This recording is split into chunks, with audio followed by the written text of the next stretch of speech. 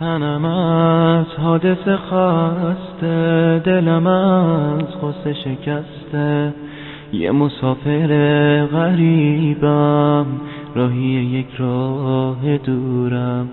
ناجیه شکسته بالم که تویی تنها نشستی، ای که واسه خاطر من دل مردمو شکستی. پر بغض و گریه بودم، تو رسیدی تا بخندم، واسه پیدا کردن تو دل به جاده ها میبندم.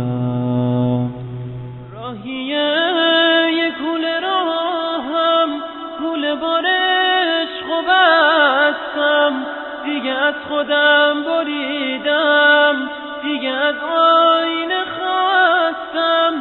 توی کعبه وجودم، دور چشمه تو گشتم، نکن از دلم گلایه، باید از تو میگذشتم.